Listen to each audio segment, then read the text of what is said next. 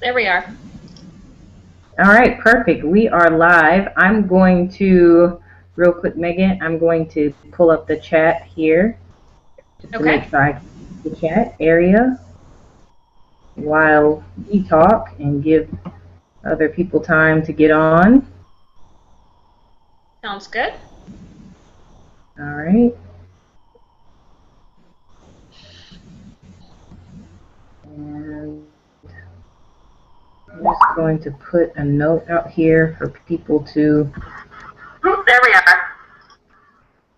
All right, perfect. We are live. I'm going to. That's not what I meant to do. Megan, I'm going to pull up the chat here. Sorry about that. That's not what I meant to do. Learning as we go along. Yes. And this is also going to be recorded, so if you need it later on, you can use it for anything. Oh, that's awesome. A video on YouTube, so we can do that. So, with that being said, since it will be recorded, people can jump in a little bit later. We'll go ahead and start. I first off want to say thank you so much for joining us and for agreeing to do this interview with 30 for 30. We're very excited. We just started in April of this year, and we've almost got about 500 supporters for the community. And currently, this is the month of June, so we are in a 30 for 30, we call them month, challenge month, where we have 5 more days in this month where we will be committing to make sure that we get in our at least 30 minutes of physical activity, physical exercise, so we can complete the month of June. Every month that has 30 days, we're committing to make sure that we work out every single day for those 30 days. It's definitely not easy, but it's a commitment that we're into our fitness. No. Because on those days that I normally would not exercise, it's always in the back of my mind. It's like, no, this is Sunday. So it's definitely been a challenge, but a good one. So I definitely want to acknowledge all the 30 for 30 participants, those that will be logging in or those that may watch this webinar a little bit later. Encourage you to make sure that you keep doing what you're doing. We only have 5 more days. You can do anything for 5 more days. And when you think about it, what's that? Just 2 hours and a half? I mean, that's nothing. So we got this. So also there is a chat feature at the bottom of the screen. If you are logged in, and you can see at the very bottom that you can chat with myself or with Megan. You can post your comment to Facebook. There's a little small box right under that says also post this comment to Facebook. So if you want to let the Facebook family or your Facebook friends know what's going on, you can just put your comment and then also post it to Facebook, and people will be able to see what's going on. I'd love it if you would let them know that you're on the 30 for 30 webinar, and that we're about to start talking about nutrition and health and how to balance being super busy and being healthy and maintaining your health and fitness while you're juggling everything else life has to offer. You don't have to say it all like that, but just in a short way, but there is a place at the bottom for you to put your comments. So with that being said, I'm going to go ahead and introduce well, no, before I introduce Megan, I do want to say this. We wanted this community to be a place where we can be supported and learn from different people, nutritionists, health coaches, anybody in fitness, because we're all in this together. So if you know someone that you would love for us to talk to or bring into a session like this, please let me know. Send me a message through the 30 for 30 Facebook, or put a message in the comment section and let me know what else you would like to see or who you would like to hear from, anything around health and nutrition that we can ask and have somebody to come on. So just let us know. So anyway, I'm going to go ahead and introduce our guest for tonight. She is on the East Coast, so it's already after 9 o'clock her time, and she's told me that she starts her morning this morning bright and early at 5 a.m. So that's really early. So she's already put in a full day. So she definitely knows about being busy and trying to be healthy at the same time. Not only does she have to keep herself healthy, she has clients that she's responsible for. So it's a big deal. So I want to, the reason I have Megan on tonight is because, as many of you know, I lost 30 pounds myself. And it has been a great thing for me. And my husband lost about 40 pounds. And we did that through a very strategic weight loss program, you know, under the direction of our doctor and everything. We had a doctor and a nutritionist and all that good stuff. But now that we're not on that program and we're just kind of free and we can do whatever we want to do, and trying to balance, you know, life and careers and all this kind of stuff, you can, if you're not careful, you know, you can fall back into some of your old ways that got you there. So when I saw Megan on another program, the Stealth Lawyer interview that they did with her, and how she was talking about how she helps people, busy professionals, stay healthy, it really resonated with me because I'm thinking, wow, I'm totally in that place right now. So just to give you a little bit about her, Megan is a New York City-based attorney and health coach and a certified yoga teacher. Based on her background as a big law attorney, Megan has become a health coach to help lawyers and other busy professionals improve their health. She also helps them to reduce stress, increase their energy levels, and learn to balance their health with their professional lives. So without further ado, would you please welcome Megan to our webinar. Megan, thank you so much for being here. Tamara, thanks for having me. I was really excited when you reached out to me because I think what you and your husband are doing is amazing. And if only, you know, my friends or my family or other people in my life would exercise for 30 minutes every day for 30 days, I think they would see a huge difference. So I think what you're doing has a ton of value, and I'm really excited to participate in this with you. Oh, great, thank you so much. Because I've seen your previous interview, would you just kind of talk about what made you leave law? Because my husband's an attorney, and that is a huge, first of all, before you become an attorney, it's a huge commitment.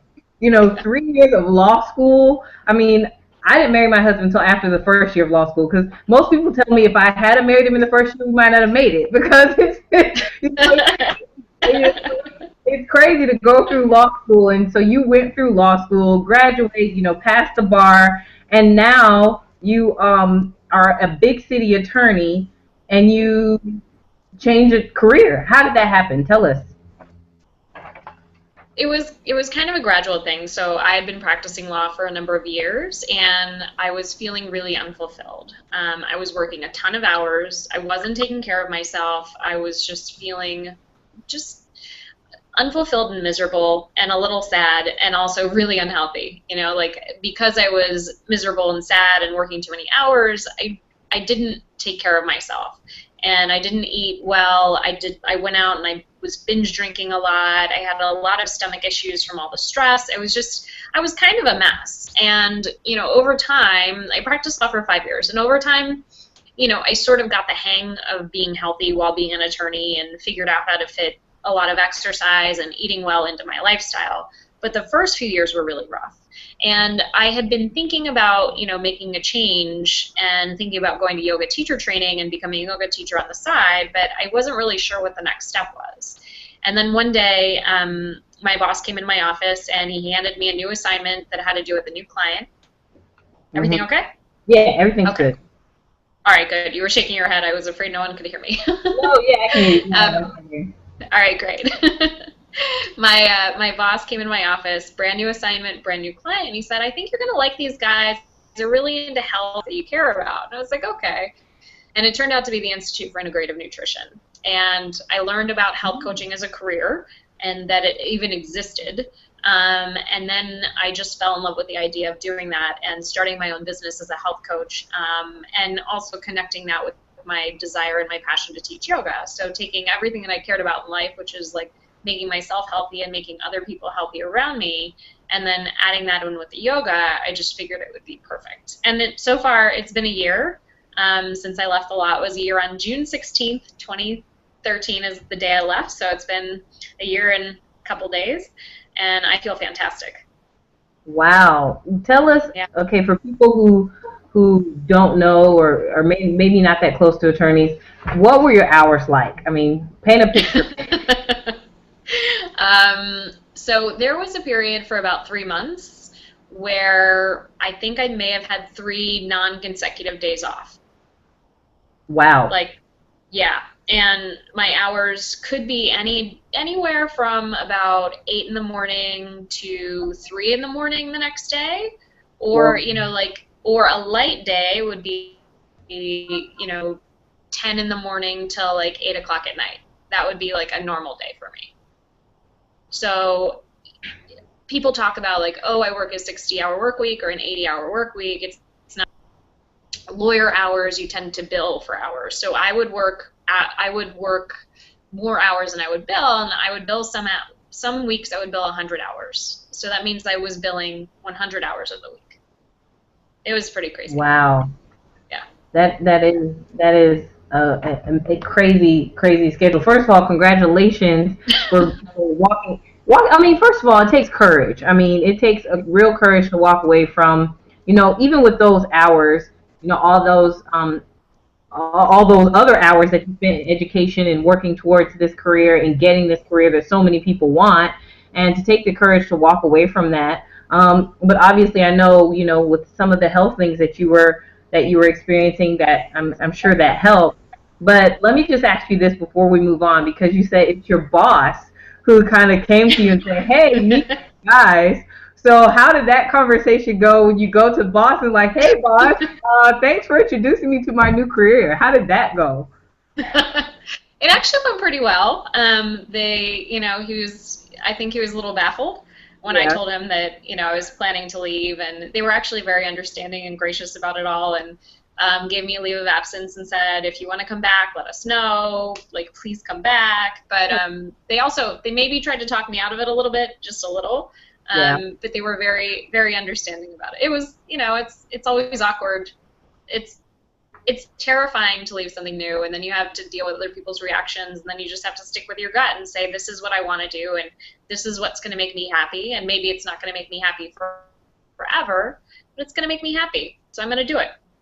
Absolutely, absolutely. Well, I can tell by, just your energy and your voice that you're definitely happy with your decision. But I also can Oh. tell by talking beforehand, you're still a dedicated hard worker, rising up at 5 o'clock in the morning and getting your stuff in. So, what are your days like now that you're a health coach? What do they look like? Well, every day is different. So I do have a day job. I work 9 to 5 doing legal editing and writing. So instead of practicing law, I write about the law. And it's actually a very low stress job. It pays my bills here in New York City where, rent is exorbitant. But Yeah, then I also teach yoga on the side because I love teaching yoga. And then I also work with my health coaching clients on the side because I love doing that. So I'm balancing all three of these things at once. And some days are really long. Like yesterday, I got up at 5 in the morning. I went and taught a yoga class. Then I, worked from home. I taught a private yoga client in the middle of the day. Then I taught two clients last night. One was yoga, one was health coaching. So, that was a lot to do in one day. And my day didn't absolutely. end until 9 p.m. Oh, wow, wow. So Yeah. that's a perfect segue because you are a poster child for balancing it all. Again, still having a very Kind of busy be. schedule with your health clients, with your yoga classes, with your law work. So you still have a lot of things going on. So we just had a few questions from people who wanted to know, with our topic, just some things that they needed to know about their health and nutrition, and they wanted to ask someone, and they don't have a nutritionist at their disposal, so they send in questions. So the first question, because this is a 30 for 30 month, this question was from a young lady, and she wanted to know, is it best to eat before or after working out? And then the second question of hers were, what are the best pre or post workout foods? So depending on what your answer is, what do you then what before or after, and then what do I Okay. eat? Well, I mean, so in the nutrition world, and everything that has to do with exercise and nutrition, there are generally two schools of thought on every single question, including when is it the best time to eat, before or after a workout. If Depending on the time of day, it might be better to eat before the workout. Let's say you're working out in the afternoon, you might want to have a snack about an hour before to kind of amp you up and get you ready for that workout. But if it's first thing in the morning, a lot of studies show that if you work out without food in your stomach, you know, it tends to increase your metabolism. For me, you know, and really what it comes down to, health coaching is a little bit test and kind of figure out what the answer is for your own body. And so that's what I do with my clients. So every client I work with, you know, we try out different strategies and see what works for them, right? So there's no magical answer that works for every single person. But for me, what works best is, you know, I get up at 5 in the morning and I go practice yoga. So I eat like half a banana and I drink an emergency before I go to yoga. And then I eat a full breakfast after, and that breakfast might be anything. It could be, you know, some chia cereal, which, you know, we could talk about later, or maybe yogurt with some flax seeds, or hard-boiled eggs. You know, I vary my breakfast, but I tend to eat more after the workout than I do before. But if I'm working out at night, I usually do a snack, like I said, about an hour before. Okay, an hour before. So half a banana. I've heard that banana is really good for giving you energy, you know, those carbs and sugar and all that good stuff. So carbohydrates, but it's also really good for electrolytes. Like bananas have a lot of potassium, and that helps to replace what you're depleting when you're exercising and sweating. And so I think the second part of the question is, you know, what's a good breakfast before working, or what's a good meal before working out or after? In both cases, I would say go for something that has a little bit of protein, or, you know, a little bit of protein, a little bit of carbohydrates. So, for example, one of my favorite snacks of all time, or just, you know, like basically in the afternoon, or sometimes I'll eat it in the morning, is an apple with almond butter or peanut butter, or basically any nut butter, right? So you're getting like the crunch of the apple, you're getting the fiber, you're getting the carbohydrates, the sugar from the apple, the fruit, but then you're also getting the protein, and the balance of the two really helps to fuel you. And you can do that before, or you could do that after. Like I said, it's really about when your body needs it and when it feels best for you to do that. Okay, great answer. When your body needs it. So this one is another question, and it's I don't know if you'll be able to help them or not, but it says, what is a good way to stop?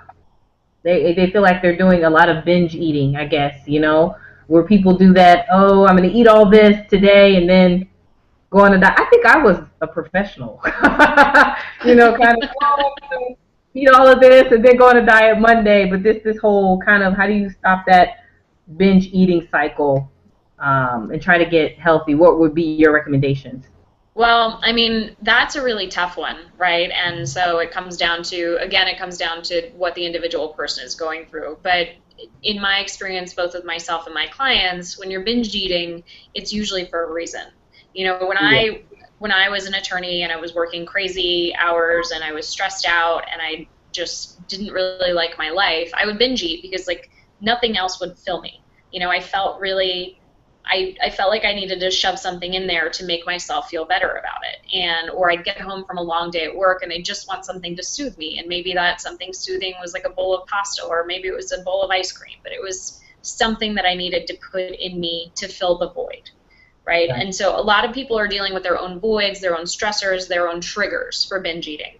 And it's really about figuring out what that trigger is.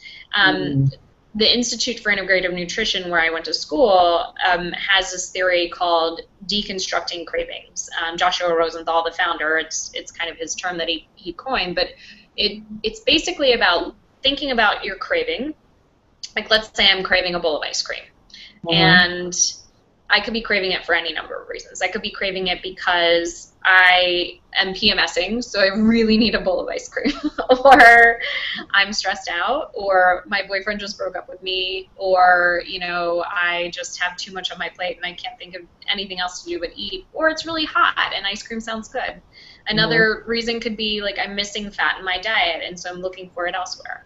So thinking about the craving, thinking about the particular food that you're craving, trying to get to the bottom of why you're craving it, seeing if you can find a substitute, like a healthier substitute that's going to satisfy the craving. So maybe in the case of ice cream, you could have a bowl of cottage cheese with fruit, That's a similar thing. Or yogurt with fruit, something that's going to give you that same sort of texture and feeling and satiate your taste buds, but be a little easier on the waistline. And then if you can't, do the alternative, or you think that if you're going to eat the alternative, it's, not going to fill you, then go for it. Go for whatever it is you're craving, but only in small portions. And be ready to deal with the consequences later. Don't just say, I'm going to eat this tonight and tomorrow I'll go on a diet. Say, I'm eating this tonight and it's going to affect my body regardless of what I do tomorrow. Right. Okay. I love that. Finding out what your trigger is. I think that's really key. And when I think back to me, stress a lot of times, stressing and just, gosh, I just want to feel good about something. And this food feels really good. So that is definitely key. So if you're out there listening, you just need to think about what it is that's making you want to eat. That's very good.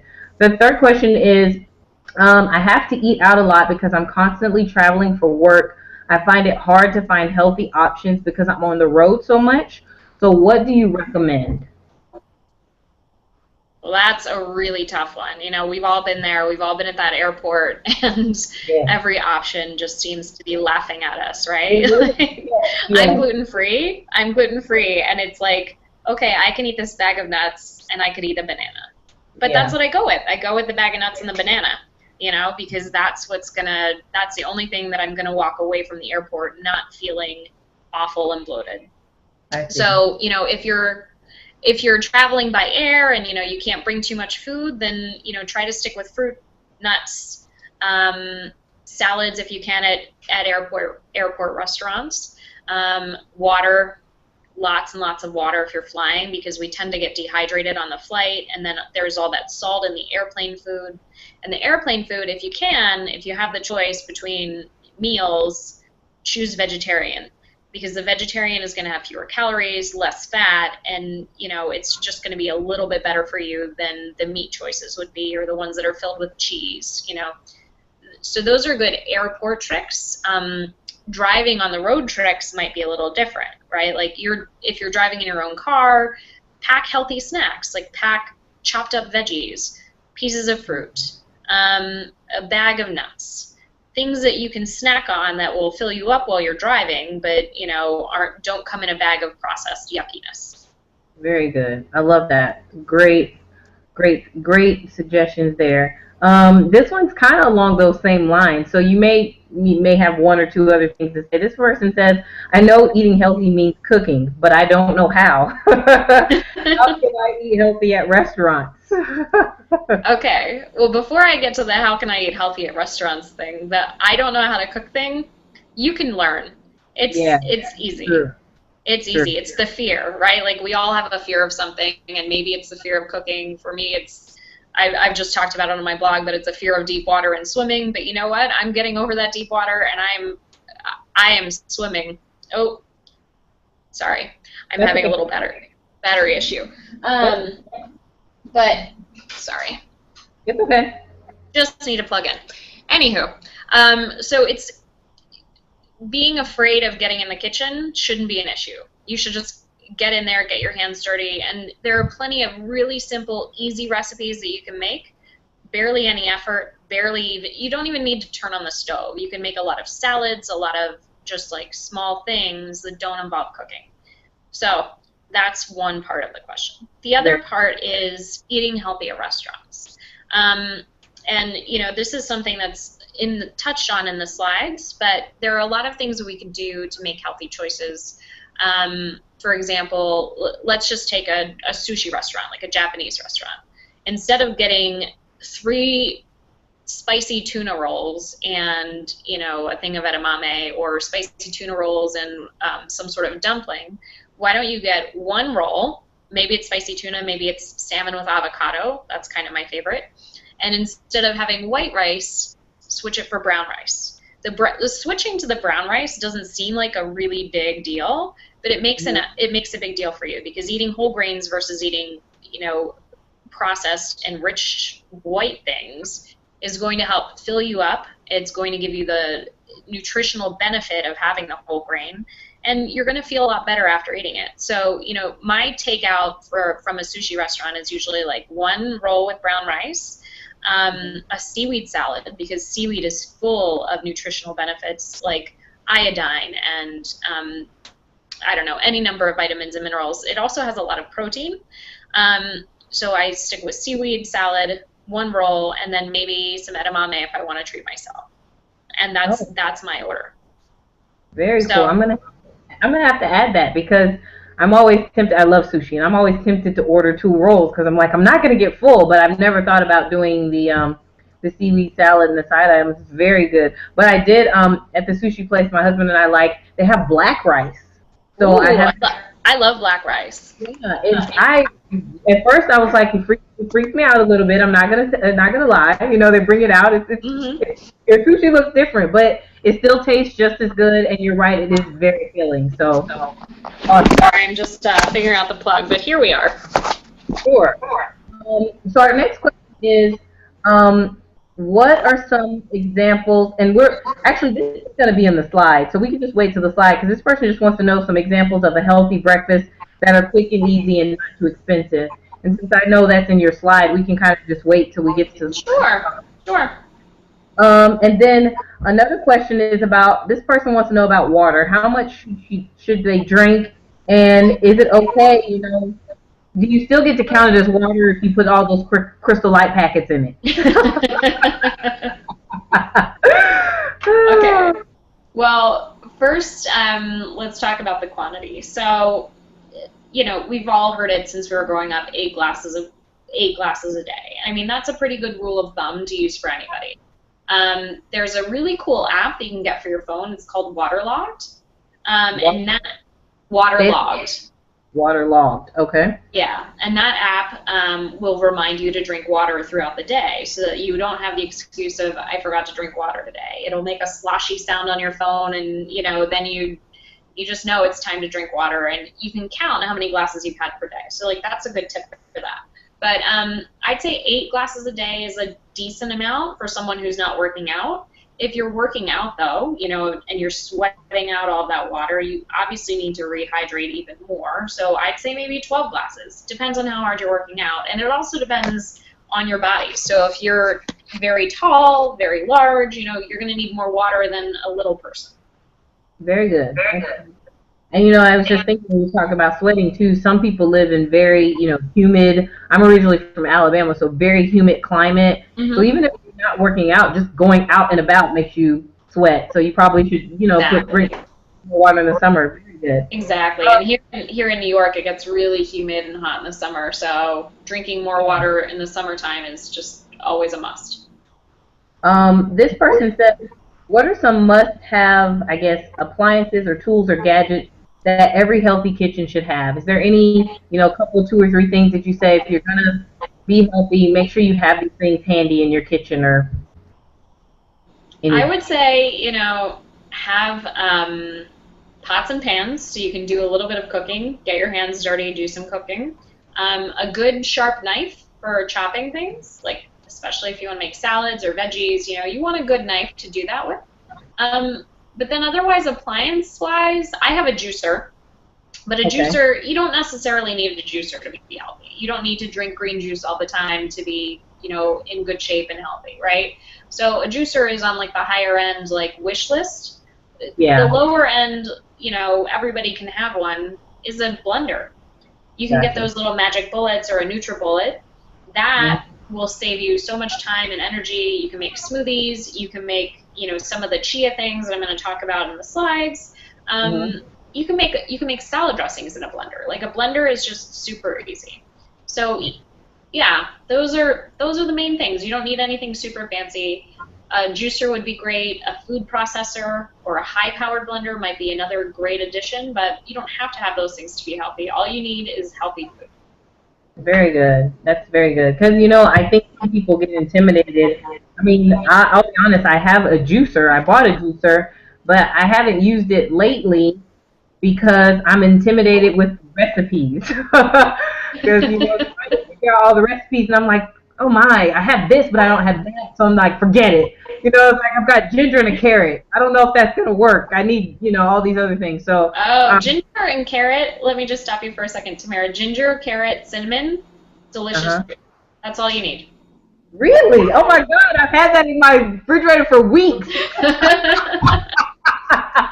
Okay, so ginger, carrot, and cinnamon. Yeah, Wow. that's it. It'll taste delicious. Oh wow, I'm gonna try that when we. If you want to sweeten it up a little, you could add an orange. Don't be afraid to play with your juicer. I make juice concoctions up all the time, and sometimes they taste awesome, and then sometimes they don't, but you still drink it anyway because it's full of nutrients. Got it. Got it. Very good. Our last question is, I need to lose weight. What is a good way to determine how much I need to lose to be healthy? I feel like what the doctor is telling me is too much weight to lose. Okay. All right. Well, so the doctors tend to go by what's called BMI, which is body mass index, and um, it's a ratio based on your waist circumference versus your height. So it's not really adapted to people's different body types or their genetics. So maybe what your doctor is telling you isn't the right amount of weight. What I like to do with my clients is not so much focus on what number is the scale saying or, which size are you fitting into, but really, how do you feel? And so for the person who asked this question, I would ask you the question of when did you feel the best you've ever felt in your life? And what was your weight then? And then focus on trying to get back to that point. And if that's all the further you want to go right now, then great. But focus on getting to feeling your best. And your best is ahead of you. You don't know it yet. But your best is not in the past. Your best is not right now. Your best is yet to come because you're going to work for yourself. You're going to do awesome things for yourself. And you can make yourself feel better every single day. That's great. I love that. When did you feel your best, and what weight were you then? That's awesome. I think that's a great question. I'm definitely going to keep that in mind. People ask me that, now that I've lost weight. Oh, how much did I lose, or what do you think? That's awesome. And I just got somebody who sent in a question, and they wanted to know. They're just saying that money is really, really tight for them, and it's obviously really cheap to eat processed foods. What would you recommend for a family where the money is tight, where they could try to get on a healthy path with their eating? Okay. Well, it is cheaper to eat processed foods if that's all you're eating. But Hmm. you can make your budget go a long way by planning your meals ahead and Hmm. buying veggies at, let's say, a produce stand. We have these fruit guys all over New York. I don't know if you guys have them in LA or wherever anybody else is watching, but I can Hmm. go buy 5 bananas for $1 from the guy on the street versus $2 at the supermarket. So there are little Hmm. tricks like that you can do to get fruits and vegetables. Another really great trick is buy frozen. Frozen fruits and vegetables are almost as healthful as something that you would get fresh off the stand, but they're a lot cheaper, and because they freeze them kind of at their peak, they Hmm. maintain their nutritional value. So frozen fruits and vegetables are a really great way to save money but still get that into your diet. Very good. I love that tip. That's an awesome tip. I do that a lot, actually. Well, for a couple of reasons, because it's fast too. It's already chopped up, and you just want to steam some broccoli, and it's in the little Mm-hmm. bag. So I think that's an awesome, awesome tip. Great. So I think with that being said, we're going to kind of move into the slides that you prepared, Sure. the simple. So I'm going to bring those slides up. You'll just let me know when you can see them here.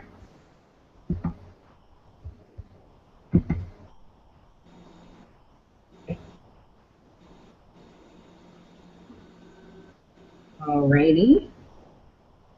All Um, right. We've got them. and Megan, as you talk, just let me know when you're ready for me to change the slide. Sure. Sure. Well, I'll just tell you what this is all about. So I actually designed a similar talk for people that are in law firms, and I've given this talk at law firms for, really super busy professionals that don't have time. They barely have time to shower and change their clothes. So with them in mind, I designed these tips and these slides, and that's where we are today. So the first slide that we're on is, we always make the excuse that we're too busy, and that means too busy to eat well, too busy to exercise, and take care of ourselves. But that's not the truth. Like, I'm really, really busy, but I still manage to take care of myself. I plan workouts. I commit to myself. I commit to cooking healthy meals for myself, and I can make it work. So, stop being obsessed with how busy you are and stop letting the stress take over, and try and get away from all of the bad symptoms that Awesome. it's just. We can go on to the next, Tamara. Okay. You can switch. Okay. So as a holistic health coach, I've got I have a... What is health? Yep, that's perfect.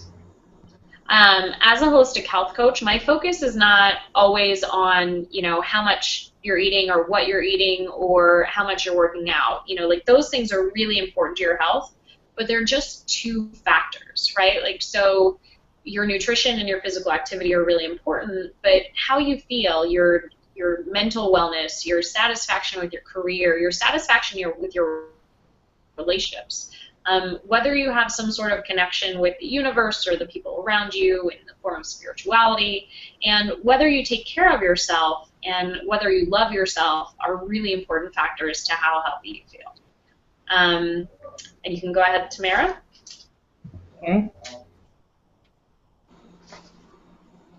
So a lot of people ask me, like, how can I balance health with the rest of my responsibilities and my crazy job or my stressful life and my kids and, everybody involved? And that I tell people that the secret is in making one small change followed by another small change, and then eventually all of those changes really add up. And if you keep going with the small changes, you're going to start feeling better over time. A lot of people think that, I have to be whole hog healthy starting tomorrow or starting January 1. But you can be healthy today just by making one small choice and then make another small choice tomorrow and then add them all up. And within 6 months, your body's going to feel great. So today we're just going to talk about some, easy, healthy changes that you can integrate into your busy schedule. And next slide. Okay. Okay, so I believe this goes back to somebody's question about what is a great breakfast. But the simple change that anyone can do is eating a healthy breakfast. Because a lot of times if you skip breakfast, you could get super hungry or hangry, H-A-N-G-R-Y, if you have if you have low blood sugar levels. So your blood sugar plummets, and this happens to me, and I just reach for everything that's in front of me. I'm like the Cookie Monster, and it's terrible. So skipping breakfast altogether can also put you at a higher risk of developing heart disease and diabetes and all kinds of other problems. So there are studies that show that skipping breakfast isn't awful for you, but why take the chance? My theory is you better start your day off right, and it's an easy way to set the tone for the day. You're setting an intention to take care of yourself, you're taking care of your body, and it's the first chance you have to nourish yourself from the inside out. So it's not just about eating any old breakfast, it's about eating a healthy breakfast. And I think, one of the questions was, what are some easy, healthy breakfasts that don't take a lot of time and don't cost a lot of money? Exactly. Yeah, so there's a picture here of a recipe that was included in your handouts, and this is a Health Coach Meg original recipe, but it's chia mango lassi pudding. And chia seeds are really, them is about $15 per pound, so they're a little expensive, but all you need is about 2 tablespoons per serving. And they're a really great nutritionally packed type of protein. So they're full protein, they have plenty of great fatty acids in them, omega-3s and omega-6s. But then the other thing they have is magnesium and a bunch of other minerals. And so you feel really full after you eat them. So they're like a really good way to get your bang for your buck. But even if you don't want to go the chia route, you can also get yogurt, maybe a little bit of flaxseed, maybe some hemp seeds, maybe some chia. Yogurt's like a pretty easy, healthy breakfast that you can also top with fruit. So that gives you like a nice protein carb combo. You could do whole wheat toast with peanut butter. That's a really easy breakfast and nutritionally complete. So those are just a few ideas. And I was going You to could, ask, when you say yogurt, I know there's a big, it seems like in the last year, a couple of years, a big push towards Greek yogurt. So do you recommend Greek yogurt? I personally love Greek yogurt, and the reason why I love it is it's much higher in protein than plain old yogurt. And when I eat yogurt, I actually go for the full fat variety. There's a Okay. lot of there's a lot of debate in the nutritional world about fat versus no fat. You know, from the 1990s on, we've been told that fat is awful and it is, you know, the bane of our existence. But recently, there have been a lot of studies that have come to light that have shown that dietary fat is not the be-all and end-all. Dietary fat doesn't have quite the effect on, so it doesn't necessarily make us get fatter. It's just about moderating the amount of fat that you take in for purposes of calories and, you know, making sure you're not eating too much fat. But there are also studies that show that you absorb the nutrients in dairy better when you have fat in your diet. So that's a personal question and something, you know, I could work with someone on and figuring that out. But my personal preference is full fat Greek yogurt.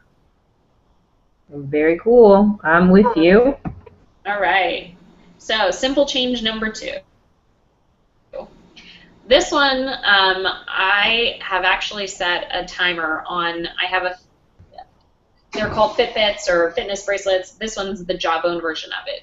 But basically, I have a reminder on my bracelet that buzzes if I've been sitting for 40 minutes. And the reason why I suggest that you leave your desk every 45 minutes, and maybe it's 45 minutes, maybe it's 90 minutes, it's whatever you can swing, is I've been there. I've been hunched over my desk and working on a document, and I haven't left for 4 hours at a time, not to go to the bathroom, not to get a drink of water, not to do anything. And by the time that 4-hour stint is over, I'm like this, like, I can't walk, right? Right. So, yeah, it's really about, number 1, getting a little extra exercise. Number 2, detaching yourself from the desk to give yourself a mental break that you can then come back and have a little bit better focus. And number 3, you know, when you walk around, you're able to relax the shoulders, you're able to lift the chest, you're able to expand, and it can help you improve your posture. And then also, you know, as you get up and you sit down, you're not in this hunched over position where you can't breathe. You sit up straight, you could take a deep breath, and you feel a lot better because you have more energy from all the oxygen you're putting in your lungs. So, you know, even if you don't have one of these Fitbit things, you can set an alarm on your phone, you can put it in your Outlook calendar. Basically, every 45 minutes to an hour, take a stroll around the cubicles or around the office or around the block. Very good. You know, my husband's been doing this a lot lately. And as I told you, he's an attorney, so he definitely needs to get out. And he doesn't get a chance to do it every day. You know, sometimes it's just too crazy, you can't leave. But on the Yeah. times he does, he tries to, not every 45 minutes, also twice a day, he tries to get out. And he does this little routine where he takes about a 10-minute walk.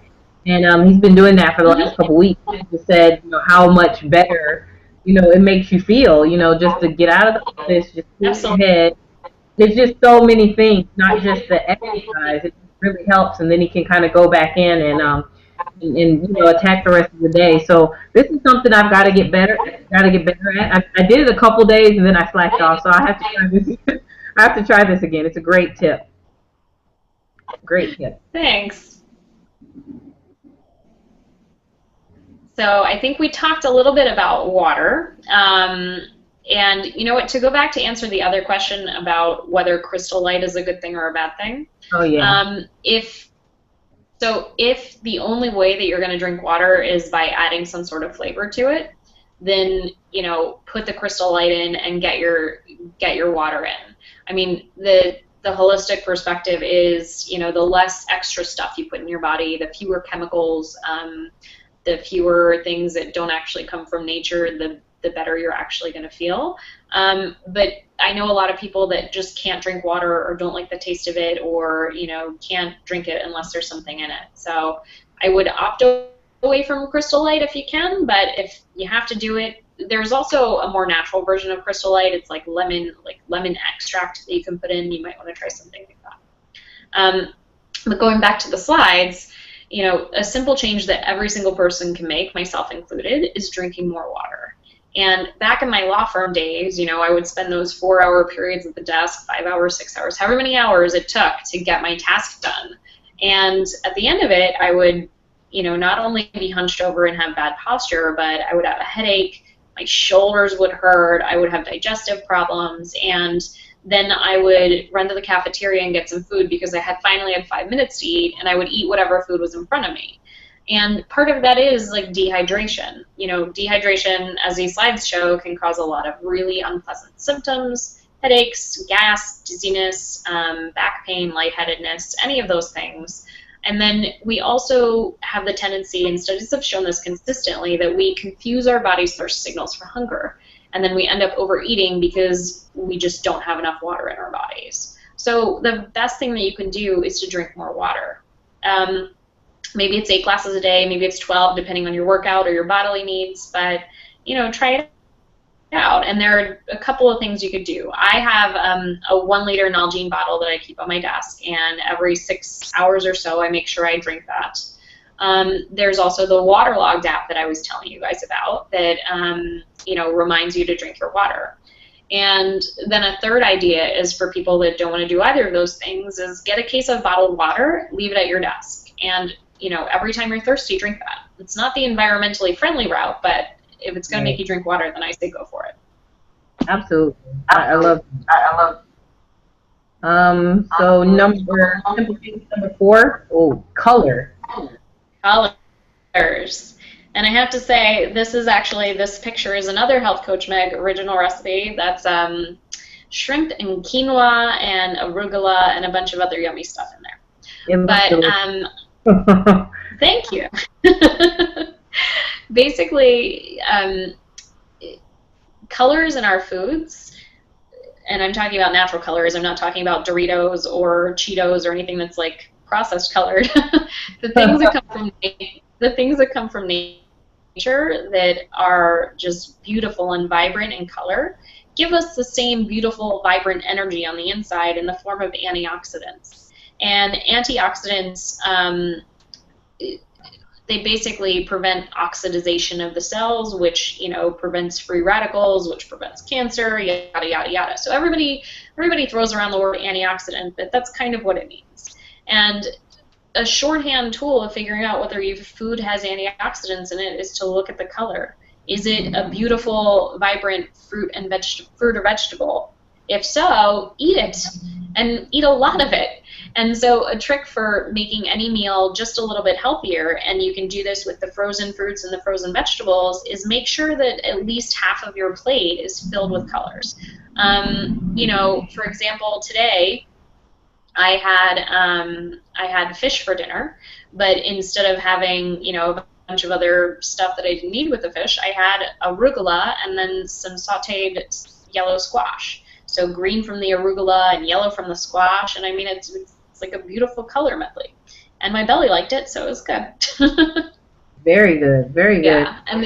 Yeah, and then you also get a lot of nutrients, and vegetables, especially leafy greens, are really good at calming inflammation in our cells and in our bodies. So if you're feeling super bloated, eating lots of greens or drinking a green juice is a really good way to calm your body down.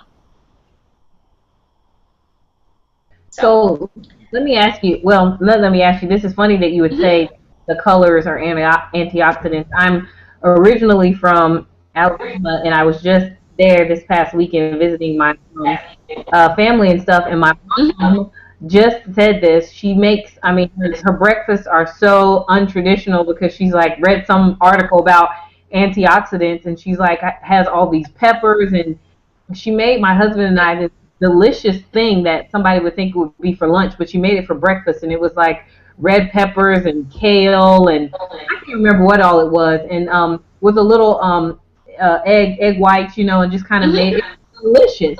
And so it's funny that, and it was colorful. So it's very funny Yeah. talking about this. I'm like, Mom, you're on it, girl. She's reading up. I'm very proud of her. But this next tip is very near and dear to my heart. Simple change number 5: exercise for 30 minutes. So tell us. Yeah. So when I originally designed these slides way back in the day for, people crazy at law firms, I said 20 minutes. But when I was talking to your group, I said 30 because you guys have it in you to do 30 minutes. That's what we're here for, right? Right, absolutely. All right. And so a lot of people say, oh, I don't have time to work or work out because I'm so busy. I'm so busy with this. I'm so busy with that. But how much time do you watch TV in a day? Yeah. Like there's a very easy trick that you could do for yourself. And I learned this from, I don't know if anybody has ever done this that's on the call. There's the Mayo Clinic diet. I did this a few years ago, and one of the habits that you're supposed to change is how much TV you watch a day. You're only allowed to watch as much TV as you exercise for that day. So before you plop down on the couch, you have to exercise for 30 minutes to watch 30 minutes of TV. Or if you're going to watch TV, you can exercise while you're watching TV. So that's like a really easy way to find the time for people. The other trick that I like to give people, to give my clients, is to set your calendar up on Sunday. Pull out your calendar, look at it, and say, I have time to work out here, here, here, and here. And you map out those times. What I like to do is map out, let's say you want to work out every day for 30 minutes, but you want to work out a couple of days for an hour each. So let's say you want to work out 3 one-hour slots. You build in 5 times. And then if you need to cancel 2 of those times, you've still got 3 opportunities.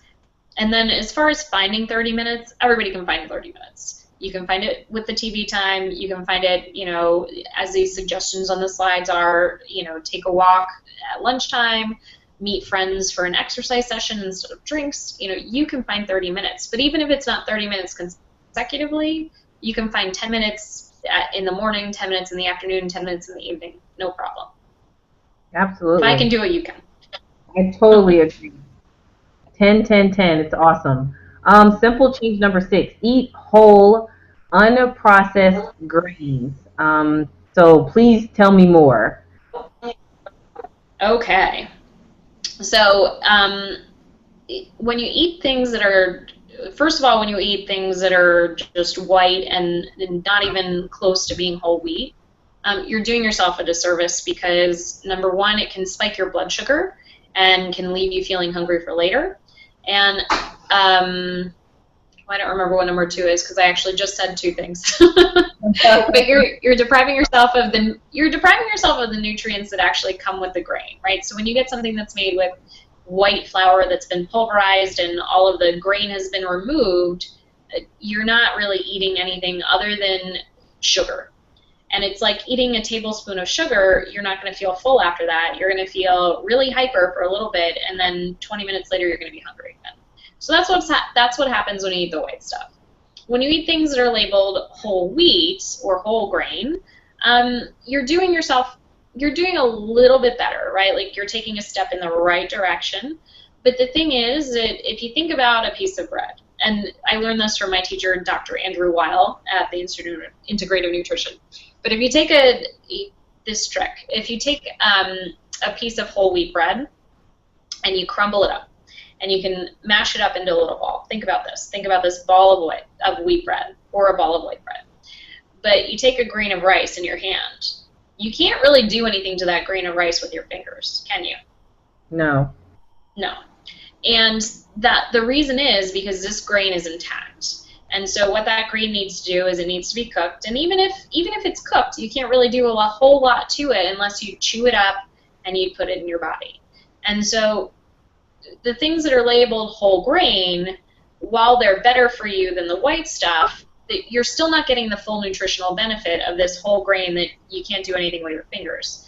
Because, you get the fiber, you get all the nutrients, and your body has to work to break it down. And it's that work that helps slow your digestive process down. It helps your body digest things better, and it also just makes you feel full longer. So trying whole grains is super easy, especially if you have a rice cooker. Rice cooker is like the best invention ever. All you do is you throw in quinoa or you throw in brown rice and you put in the right amount of water and you walk away. 20 minutes later, 30 minutes later, it makes a popping sound. It's done. You don't have to do anything. And you can cook up a couple of batches of grain for the week and, you know, do different things with it. It's really fun to experiment with whole grains. Very cool. Let's go to the next one. Simple All right. change number 7. Streamline your takeout options. All right. What does this mean? This sounds like going out to dinner, right up my alley. Well, when you work in a law firm here in New York, basically you're consigned to eating dinner at the office basically like 5 nights a week. Wow. And I was just talking with a client last night, and she's like, it's so funny, all of the first years, like first-year attorneys came in, and she's like, and they're all blowing up, they're all putting on weight. Right. It's not funny, right? It's right. ironic, but it's like the freshman 15 in college. Like all these kids go to school, and they're in this new situation, they don't know what they're doing, and like that's exactly what happens in law firms. Right. But anyway, that's a very long tangent. What you have to do in those situations, and this applies too, even if you're not eating dinner at the office, but you're just grabbing something on the way home, or you're running out to a late dinner with friends, the weeknight dinners are very tricky, right? Like if you want to treat yourself on the weekend, or you want to splurge a little bit, or, like one night a week, have a nice dinner out where you're not focusing on exactly what you're putting in your mouth, then fine. But like if you're going out to eat every night, or if you're getting takeout every night, it's really important to focus on the nutrients that you're putting in your body and ask yourself whether you're nourishing yourself or you're just trying to treat yourself psychologically because you've had a shitty day. Excuse my swearing, sorry. Yeah, good point. Yeah. So, a lot of times people are like, oh, I had a really bad day. I'm really stressed out. I just want a burger.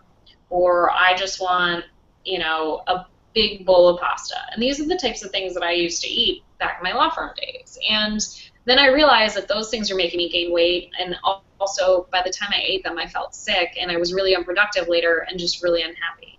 And so I kind of made an easy list for myself of things that I could eat without feeling bad about myself and without feeling sick the next day. And so when I ordered Chinese food, I would get steamed dumplings with vegetables in them, and I would get chicken with broccoli and brown rice. Like that's a very easy way to make Chinese food relatively healthy. We've already talked about Japanese food. Mediterranean food is like a really great way to get a lot of nutrients. You can have hummus and whole wheat pitas and a lot of grilled stuff. I mean, the lists go on. Like there are a lot of ways to make restaurant eating healthy. Yeah, and I think when you make a list, I think that's huge. Even if it's not a full-blown dinner. I mean, for me, Chipotle has become a lifesaver so many times because I guess I don't have a long enough list. I'm just thinking I want something, I want fast. I'm not even interested in sitting down somewhere, but I know I can go there and get decent food. Exactly. That is a huge thing to be, for people to know where's your go-to. Because sometimes you just get home from work, you're tired. Even if you have got food in the refrigerator, or at least it's me sometimes, I don't feel like cooking it. But if you just have that go-to place where you can get something decent, like you said, because I only try to splurge on the weekends so I don't mess up my whole week. Because me, I'm the kind of person, if I mess up on Wednesday night, I might as well mess up on Thursday and Friday. It becomes the whole thing, and then 6 months later, So I just have to know that about myself. So I love that tip, making a list. And tip number 8, plan and prep. Yeah. This one is basically like it's going to make your life so much easier and you won't have any excuses later. You're going to run out of excuses as long as you do everything on Sunday.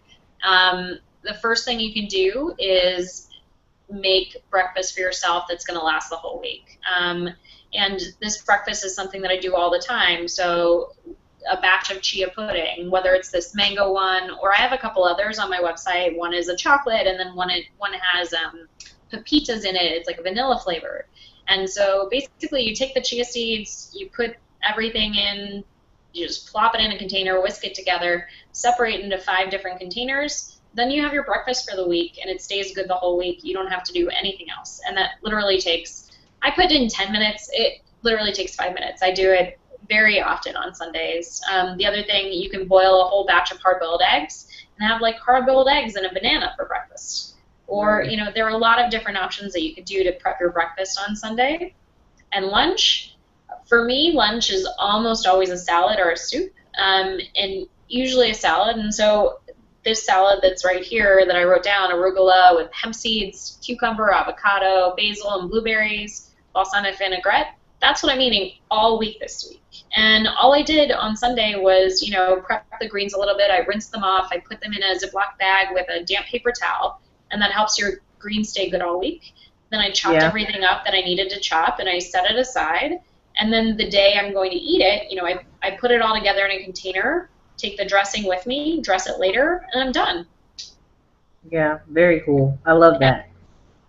And then, you know, do the same thing. And just, I mentioned apples with almond butter because they're my favorite. And then dinner, you can make a big pot of chili, and you can throw in extra stuff like kale and top it with fresh cilantro and serve it over quinoa that you made in your rice cooker. And that's dinner for at least 3 nights. Definitely. And you know, when you're talking about this chili and something, I'm thinking about people that were talking about, you know, eating healthy but also on the cheap. So chili is a great way to do that. Absolutely, a great way. And I mean, quinoa is not, it's you know, a little bit more expensive than rice, but still it goes a long way. I mean, that stuff puffs up, and it doesn't take a lot for you to be super full. I mean, I hate to say this, I only had quinoa the first time maybe 2 or 3 years ago because I didn't even know how to pronounce it properly. But you know, once I made it, I was like, wow, this stuff makes a lot. I didn't even mean to make as much as I made because it puffs up. So very, very healthy and very filling. So those are awesome. Quinoa is also great for breakfast. Not a lot of people know that, but you can make like a sweet quinoa. Just cook it in a little bit of like almond milk or soy milk, a little bit of cinnamon, tiny bit of honey. It's delicious. Oh my gosh, I need to try that. My husband would love that. Sweet quinoa. I'll have to try that. So our next slide is the recipe for the pudding. Did you want to talk a little bit about that? No, I mean, I think everybody, it's like, it literally takes 5 minutes, so if anybody wants to give it a try, they can go for it. Tell me whether you like it, whether you don't like it. I hope you like it. Absolutely, absolutely. Well, Megan, tell us a little bit about, I have the slide up here, you know, how people can reach you, your website, you know, what you offer your clients. Just talk a little bit about your business. Sure. So, although I'm based in New York, I work with clients just about anywhere. I actually am supposed to hook up with a friend's friend that's in Australia, so that might happen at some point. Then maybe I'll be worldwide. But for right now, I have clients that, you know, some are in New York, but some are in Virginia, and some are in Massachusetts, and I work with them basically over Skype. And so location is not really a big deal at all, and we would talk back and forth one to the other, just like we're in person, except, you know, on video. And then, so how this works, how health coaching works, is I try to work with each client on an individual basis to see what they need.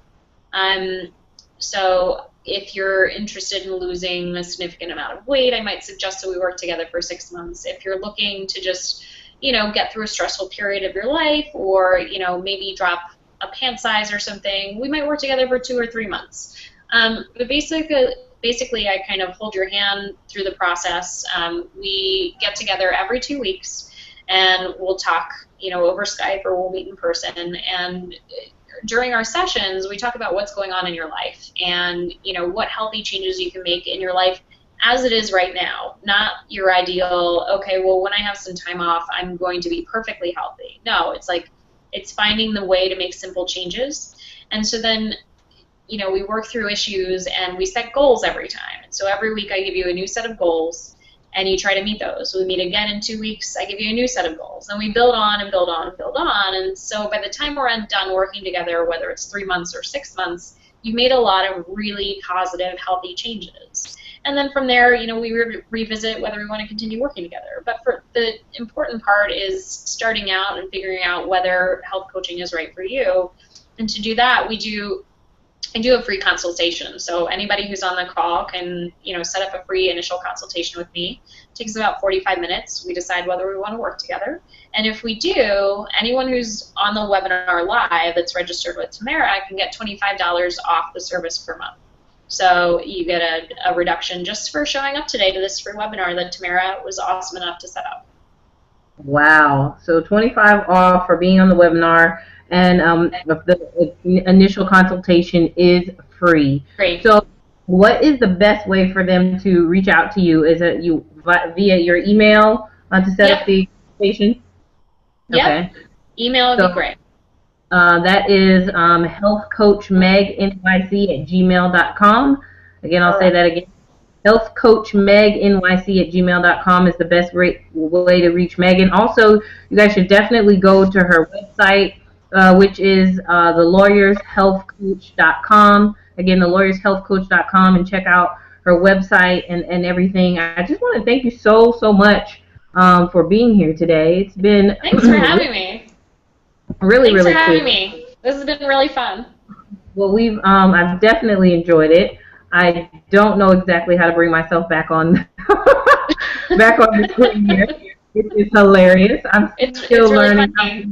It's really funny because I'm seeing a picture of myself, and then I see myself also. So that's so funny. I'm so sorry. There, I'm back. So if I haven't got any new questions, and I think we've gone over everything, I just again want to thank you for attending.